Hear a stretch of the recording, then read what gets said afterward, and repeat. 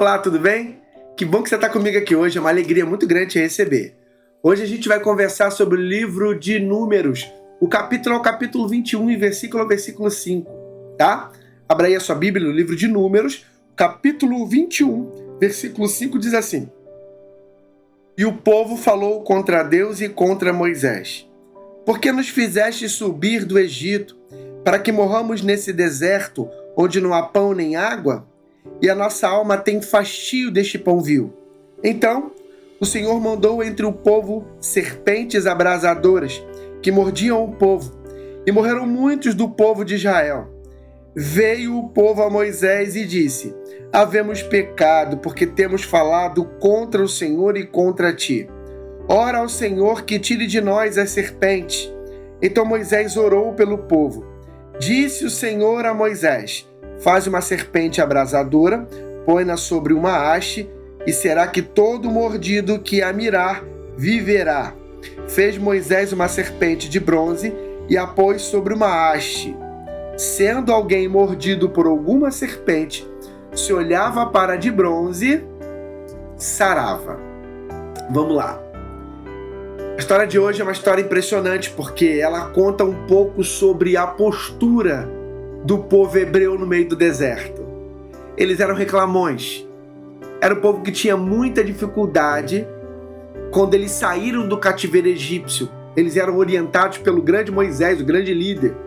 A Bíblia conta que Moisés foi o homem mais manso da terra. E mesmo o homem mais manso da terra teve muita dificuldade com aquele povo, né? Tanto é que, se você conhece bem a história da rocha de Meribá, que Deus manda Moisés falar para a rocha, mas Moisés já estava estressado, chateado, ele bate na rocha, ele fere a rocha.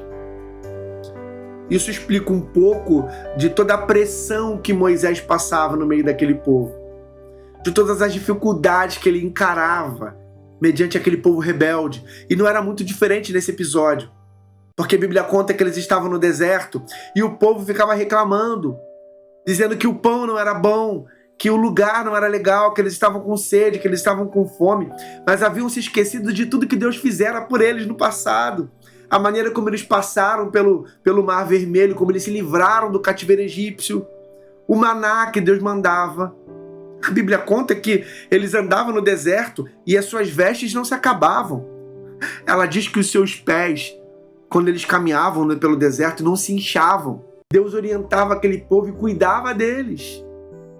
Só que, mesmo assim, tendo tudo de Deus, sendo orientados e conduzidos pelo próprio Deus, a Bíblia conta que eles se rebelaram contra Deus e contra Moisés. Deus ficou triste com aquele povo. Deus permitiu com que algumas serpentes entrassem no acampamento deles.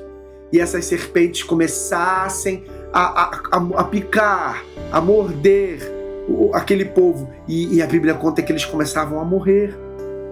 Começavam a passar por muita dificuldade. Vendo aquilo, eles se voltam para Moisés e dizem: Moisés, nós pecamos contra ti, nós temos pecado contra você e contra o Deus Todo-Poderoso, Deus hebreu. Ora por ele, ora para ele e peça a ele para que tenha misericórdia de nós.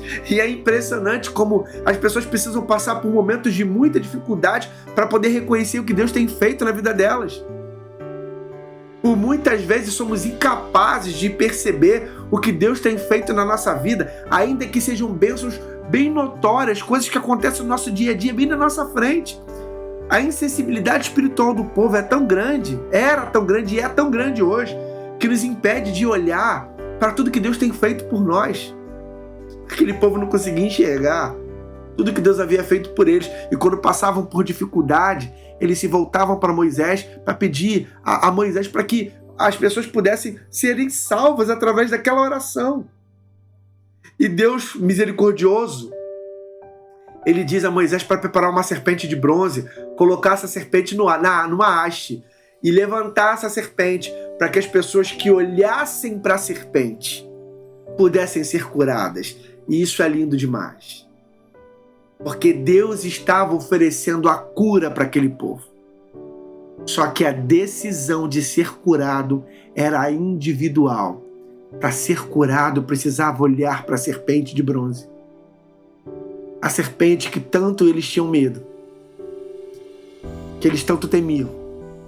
Deus usa esse mesmo símbolo para que eles pudessem olhar e serem curados.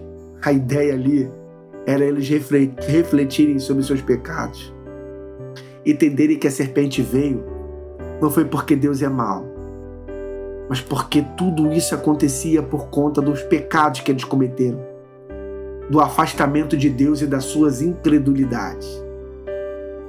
Eles tinham que olhar para a serpente para serem curados, e isso era uma decisão pessoal.